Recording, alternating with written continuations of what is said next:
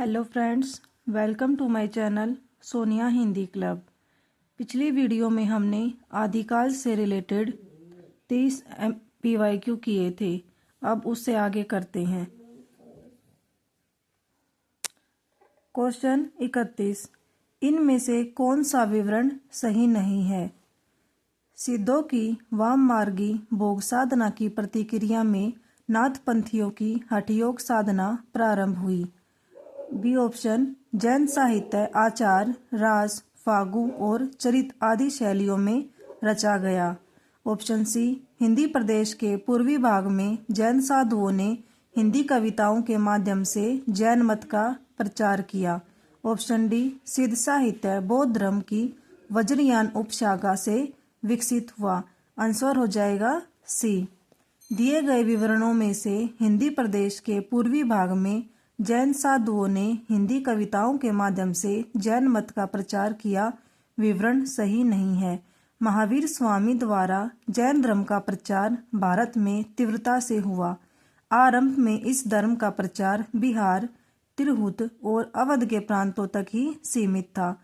मगध में 12 वर्षों की लंबी अवधि तक भीषण अकाल की स्थिति के कारण सहस्त्रों जैनी सहपरिवार प्रसिद्ध जैन साधु भद्रबाहु के साथ मैसूर राज्य में श्रवण बेलगोला नामक स्थान पर चले गए। यहीं से यह धर्म दक्षिण भारत में फैल गया। कुषाण काल में मथुरा जैन धर्म का केंद्र बना और यहीं से यह मत धीरे धीरे गुजरात, काठियावाड़ में प्रसारित हुआ। उड़ीसा के राजा खारवेल जैन धर्म के अनुयायी थे। इनके प्रयास से जैन धर्म का अद्भुत उत्थान हुआ। क्वेश्चन 32, अपभ्रंश के कवियों को विस्मरण करना हमारे लिए हानि की वस्तु है। यही कवि हिंदी काव्यधारा के प्रथम सृष्टा थे। यह कथन किसका है? राहुल सांकृत्यायन, मिश्र बंधु, शिव सिंह सेंगर, हजारी प्रसाद द्विवेदी। आंसर हो जाएगा राहुल सांकृत्यायन। अपभ्रंश के कवियों को विस्मरण करना हमारे लिए हानि की वस्तु है। यही कवि हिंदी काव्यधारा के प्रथम सृष्टा थे। यह कथन राहुल सांकृत्यायन का है। आगे आचार्य शुक्ल ने पुरानी हिंदी को प्राकृताभास हिंदी या अपभ्रंश कहा है। राहुल सांकृत्यायन ने हिंदी का प्रथम कवि सिद्ध सरहप्पा को माना है। क्वेश्चन 33, इस पुस्तक की भाषा को कवि ने स्वयं अवहट कहा था। इसमें बीच बीच में मैथिली भाषा के प्रयोग आ गए हैं। भाषा के अध्ययन की दृष्टि से इस पुस्तक का महत्व है ही। आचार्य हजारी प्रसाद द्विवेदी का यह कथन किस कृति के संदर्भ में है? विद्यापति पदावली, कीर्ति पताका, कीर्ति लता, वर्ण रत्नाकर। आंसर हो जाएगा कीर्ति लता। आचार्य हजारी प्रसाद द्विवेदी का उपयुक्त कथन कीर्ति लता के संदर्भ में है। कीर्ति लता विद्यापति की ऐतिहासिक रचना है। कीर्ति लता को विद्यापति ने कहानी कहा है। कीर्ति लता और कीर्ति पताका इनकी अवहट रचनाएं हैं, जिनमें इनके आश्रयदाता कीर्ति सिंह एवं शिव सिंह की वीरता और उदारता का वर्णन है। विद्यापति जन्म 1350 ईस्वी, मृत्यु 1450 ईस्वी। प्रमुख रचनाएं भू परिक्रमा, पुरुष परीक्षा, लिखनावली, दान वाक्यावली, गंगा वाक्यावली, दुर्गा भक्त रंगिणी, गोरक्ष विजय, कीर्ति लता, कीर्ति पताका, पदावली। वर्ण रत्नाकर के रचनाकार ज्योतिरीश्वर ठाकुर हैं और जो गोरक्ष विजय है विद्यापति का नाटक है। और ये जो बाकी रचनाएं हैं ये संस्कृत में है। कीर्ति लता, कीर्ति पताका अवहट में है। क्वेश्चन 34, साधारणतः सन ईस्वी की 10वीं से लेकर 14वीं शताब्दी के काल को हिंदी साहित्य का आदिकाल कहा जाता है। हिंदी के प्रारंभिक काल विषयक यह कथन किस विद्वान का है? हजारी प्रसाद द्विवेदी, रामचंद्र शुक्ल, राम कुमार वर्मा, डॉक्टर नगेंद्र। आंसर हो जाएगा हजारी प्रसाद द्विवेदी। हिंदी के प्रारंभिक काल विषयक उपयुक्त कथन हजारी प्रसाद द्विवेदी का है। हिंदी साहित्य के इतिहास में 10वीं शताब्दी से लेकर 14वीं शताब्दी के मध्य तक के काल को आदिकाल कहा जाता है। इस युग को यह नाम डॉक्टर हजारी प्रसाद द्विवेदी से मिला है। रामचंद्र शुक्ल ने आदिकाल को वीरगाथा काल तथा डॉक्टर राम कुमार वर्मा ने चारण काल की संज्ञा दी है। डॉक्टर नगेंद्र के अनुसार वास्तव में आदिकाल ही ऐसा नाम है जिसे किसी न किसी रूप में सभी साहित्यकारों ने स्वीकार किया है। Next question 35। चौपाई दोहे का सबसे पुराना प्रयोग शायद यही है। जो कुछ पुराना साहित्य उपलब्ध है उससे लगता है कि पूर्वी प्रदेश के बौद्ध सिद्धों ने ही इस शैली में लिखना शुरू किया था। सरहपा विषयक यह कथन किसका है? राहुल सांकृत्यायन, राम कुमार वर्मा, रामचंद्र शुक्ल, हजारी प्रसाद द्विवेदी। आंसर हो जाएगा हजारी प्रसाद द्विवेदी। सरहपा के संबंध में उपयुक्त कथन डॉक्टर हजारी प्रसाद द्विवेदी का है। सरहपा की पंक्तियां पंडिय शैल सतपखाणी देहि रुद वसंतन जानई के आधार पर डॉक्टर हजारी प्रसाद द्विवेदी ने कहा कि चौपाई दोहे का सबसे पुराना प्रयोग शायद यही है। जो कुछ पुराना साहित्य उपलब्ध है उससे लगता है कि पूर्वी प्रदेश के बौद्ध सिद्धों ने ही इस शैली में लिखना शुरू किया था। क्वेश्चन 36 सुमेलित करना है। चंदन बाला रास, स्थूलीभद्र रास, उक्ति व्यक्ति प्रकरण, वर्ण रत्नाकर। चंदन बाला रास आसगु ठीक है। स्थूलीभद्र रास विजयसेन सूरी नहीं। उक्ति व्यक्ति प्रकरण दामोदर पंडित सही है। वर्ण रत्नाकर ज्योतिरीश्वर ठाकुर ये भी सही है। तो आंसर क्या हो जाएगा? बी हो जाएगा। इसमें हम बताना था सुमेलित नहीं है। स्थूलीभद्र रास विजयसेन सूरी की रचना नहीं है बल्कि जिंद्रम सूरी द्वारा रचित है जिसका रचना काल 1209 ईस्वी है। विजयसेन सूरी ने 1231 ईस्वी में रेवंत गिरिराज की रचना की थी। विजय कहाँ पे मिलती है? जाके रेत पर। इस तरह से आप याद रख सकते हैं। आसगु चंदन बाला रास रचना काल 1200 ईस्वी। जिंद्रम सूरी ग्रंथ है स्थूलीभद्र रास रचना काल 1209 ईस्वी। विजयसेन सूरी रेवंत गिरिराज रचना काल 1231 ईस्वी। दामोदर पंडित ग्रंथ है उक्ति व्यक्ति प्रकरण रचना काल 12वीं सदी का पूर्वार्ध। ज्योतिरीश्वर ठाकुर ग्रंथ वर्ण रत्नाकर रचना काल 1324 ईस्वी। क्वेश्चन 37 कुवलयमाला कथा के लेखक हैं सोमप्रभ सूरी, उद्योतन सूरी, ब्रह्म सूरी, मुनि जिन विजय। आंसर हो जाएगा उद्योतन सूरी। कुवलयमाला कथा के लेखक उद्योतन सूरी हैं। धर्म सूरी ने जम्बूस्वामी रासा की रचना की तथा सोमप्रभ सूरी ने कुमारपाल प्रतिबोध की रचना की। मुनिजिन विजय ने शालिभद्र सूरी रचित भरतेश्वर बाहुबली रास को हिंदी जैन रास परंपरा का आदि काव्य माना। कुवलयमाला की रचना उद्योतन सूरी ने जालोर में रहकर 778 ईस्वी के आसपास की थी जो कि प्राकृत ग्रंथ है। क्वेश्चन 38 पुष्य या पुंड को हिंदी का प्रथम कवि किस आलोचक ने माना? मैंने आपको ट्रिक बताई थी कि पुष्प जो है किस भगवान पे चढ़ाए जाते हैं? शिव पे। अर्थात जो पुष्य या पुंड किसने माना है? शिव सिंह सेंगर ने। बाकी के ऑप्शन देख लेते हैं। राहुल सांकृत्यायन, दशरथ ओझा, रामविलास शर्मा, शिव सिंह सेंगर।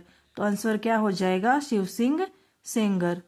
पुष्य या पुंड को हिंदी का प्रथम कवि शिव सिंह सेंगर ने माना है। वही राहुल सांकृत्यायन ने 7वीं शताब्दी के कवि सरहपाद जिनकी रचना दोहा कोश है उनको माना है। डॉक्टर गणपति चंद्र गुप्त ने शालिभद्र सूरी इनकी रचना का नाम है भरतेश्वर बाहुबली रास को माना है। मिश्र बंधु ने गोरखनाथ को हिंदी का प्रथम गद्य लेखक माना है। राम कुमार वर्मा ने स्वयंभू को हिंदी का प्रथम कवि माना है। आचार्य रामचंद्र शुक्ल ने राजा मुंज से हिंदी साहित्य का आरंभ माना है। क्वेश्चन 39 रत्नाकर जोपम कथा पुस्तक का संबंध किससे है? महायानी सिद्ध, वज्रयानी सिद्ध, नाथ, जैन। आंसर हो जाएगा वज्रयानी सिद्ध। रत्नाकर जोपम कथा का संबंध वज्रयानी सिद्धों से है।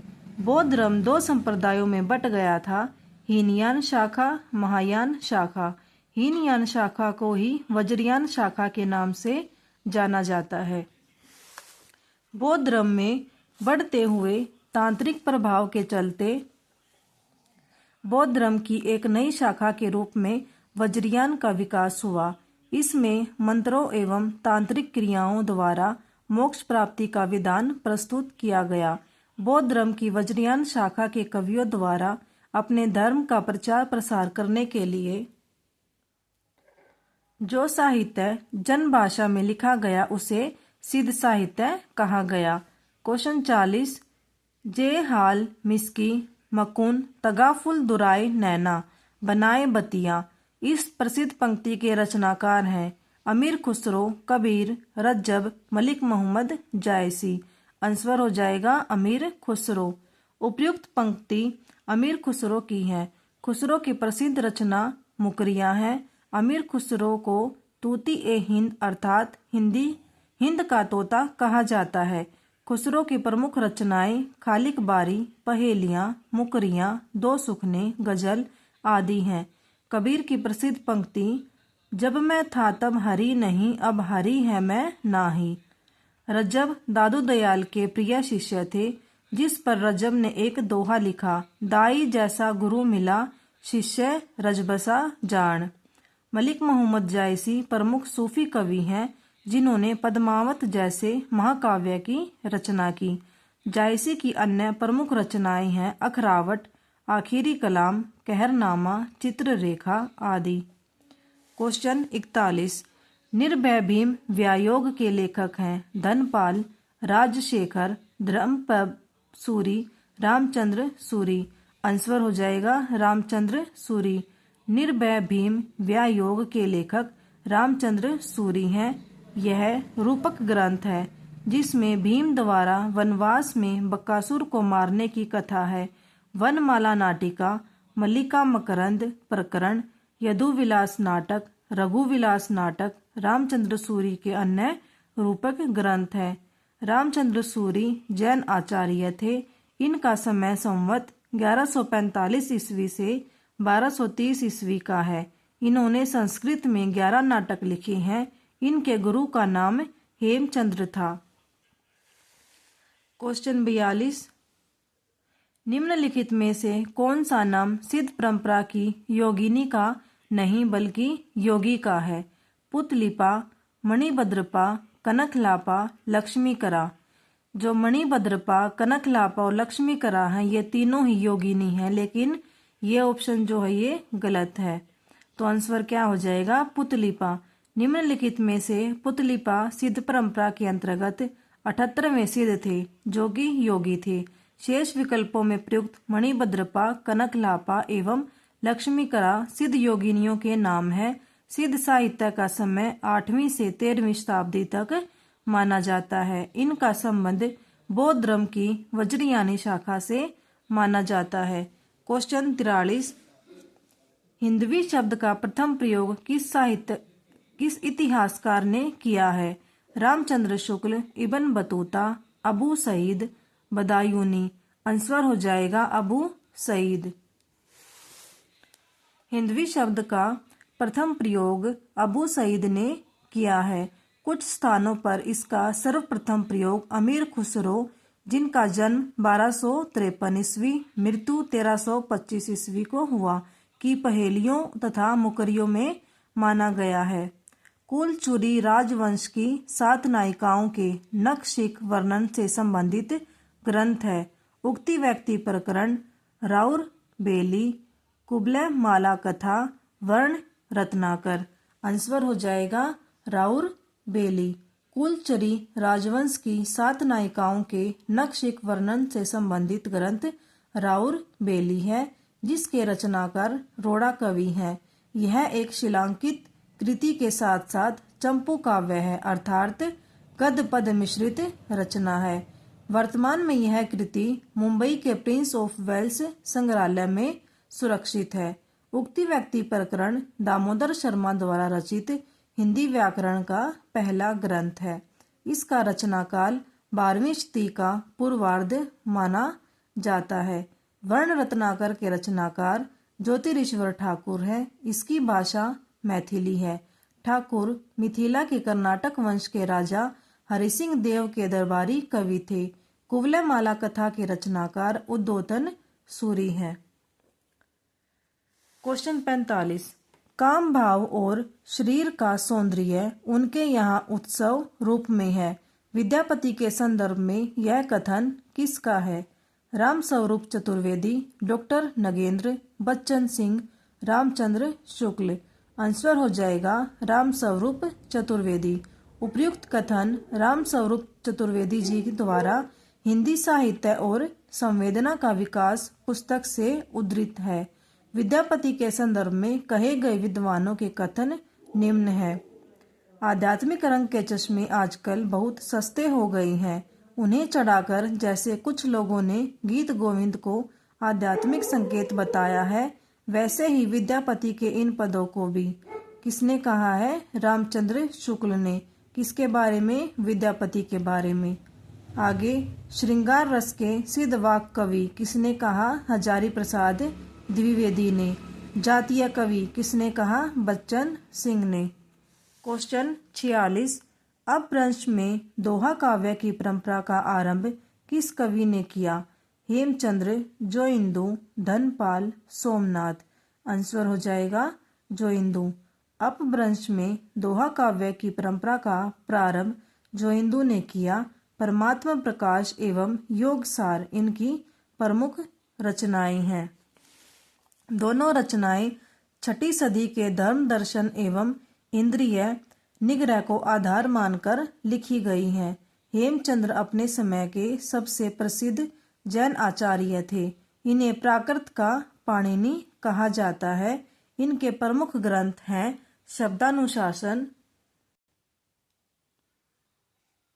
प्राकृत व्याकरण, कुमारपाल चरित, योग शास्त्र, छंदोनुशासन, देशी नाममाला कोश। धनपाल को मुंज ने सरस्वती की उपाधि दी थी। इनका ग्रंथ भविष्यत कहा, जिसका समय 10वीं शती है, जिसमें बहुविवाह के दुष्परिणाम के साथ साध्वी और कुटिल स्त्री का अंतर प्रकट किया है। क्वेश्चन 47। निम्नलिखित में से किस काव्य धारा में सहज भोग मार्ग से जीव को महासुख की ओर उन्मुख किया गया है? सिद्ध साहित्य, जैन साहित्य, नाथ साहित्य, लौकिक साहित्य। आंसर हो जाएगा सिद्ध साहित्य। सिद्ध साहित्य में सहज भोग मार्ग में से जीव को महासुख की ओर उन्मुख किया गया है। सिद्ध साहित्य में सिद्धों में पंचमकार, मांस, मछली, मदिरा, मुद्रा, मैथुन की दुष्प्रवृत्ति देखने को मिलती है। साधना पद्धति में शिव शक्ति के युगल रूप की उपासना की जाती है। सिद्धों को चरम उत्कर्ष काल 8वीं से 10वीं शताब्दियों के मध्य था। सिद्धों के विषय में सबसे पहले जानकारी ज्योतिरीश्वर ठाकुर की रचना वर्ण रत्नाकर से मिलती है। सिद्ध साहित्य की विशेषताएं: जीवन की सहजता और स्वाभाविकता में दृढ़ विश्वास, गुरु महिमा का प्रतिपादन, बाह्य आडंबरों पाखंडों की कटु आलोचना, रहस्यात्मक अनुभूति, जन भाषा का प्रयोग। क्वेश्चन 48। रामचंद्र शुक्ल के अनुसार चंद बरदाई हैं केवल कवित के रचयिता, हिंदी के प्रथम महाकवि, केवल दूहा और तोमर के रचयिता, व्याकरण में पारंगत। आंसर 1 और 2, 2 और 3, 3 और 4, 2 और 4। इनमें से कथन बताने हैं कौन से ठीक है, तो कौन से हैं? 2 और 4। ये हिंदी के प्रथम महाकवि हैं और व्याकरण में पारंगत है। रामचंद्र शुक्ल के अनुसार चंद बरदाई हिंदी के प्रथम महाकवि तथा पृथ्वीराज रासो हिंदी साहित्य का प्रथम महाकाव्य है। शुक्ल जी के अनुसार चंद बरदाई व्याकरण में पारंगत थे। छप्पे इनका निजी छंद था। शिवसिंह सेंगर ने चंद बरदाई को छप्पों का राजा कहा है। इनकी अधूरी कृति पृथ्वीराज रासो को इनके पुत्र जलहन ने पूर्ण किया। क्वेश्चन 49। जन्म काल के अनुसार निम्नलिखित कवियों का सही अनुक्रम है: लुइप्पा, स्वयंभू, हेमचंद्र पुष्यदंत। नीचे दिए गए विकल्पों से सही उत्तर का चयन चुनिए। आंसर हो जाएगा बी। सबसे पहले आएंगे स्वयंभू, फिर लुइपा, फिर पुष्पदंत, फिर हेमचंद्र। लुइपा का समय कहीं कहीं 773 ईस्वी भी देखने को मिलता है, परंतु आयोग के अनुसार इसका उत्तर विकल्प बी है। क्वेश्चन 50। अमीर खुसरो के बारे में सही तथ्य कौन से हैं? उनका जन्म पटियाला में हुआ था। वे निजामुद्दीन औलिया के शिष्य थे। वे ईरान और भारत के फारसी में लिखने वाले चोटी के कवियों में एक थे। उन्होंने कहा था कि मैं हिंदुस्तान की तूती हूँ, मुझसे कुछ पूछना हो तो फारसी में पूछो। नीचे दिए गए विकल्पों में से सही उत्तर का चयन कीजिए। ऑप्शन 1 और 2, ऑप्शन बी 1 और 4, ऑप्शन सी 2 और 3, ऑप्शन डी 2 और 4। तो आंसर हो जाएगा सी 2 और 3। अमीर खुसरो के बारे में सही तथ्य है वे निजामुद्दीन औलिया के शिष्य थे तथा वे ईरान और भारत के फारसी में लिखने वाले चोटी के कवियों में एक थे। खुसरो का जन्म 1255 ईस्वी में एटा जिले के पटियाली नामक ग्राम में हुआ था। उन्होंने कहा था, मैं हिंदुस्तान की तूती हूँ, मुझसे कुछ पूछना है तो हिंदवी में पूछो। खुसरो द्वारा रचित ग्रंथ हैं खालिक बारी, पहेलियाँ, मुकरियाँ, दो सुखने, गजल आदि। यहाँ पर हमारे आदिकाल से संबंधित 50 क्वेश्चन पूरे होते हैं। Thank you.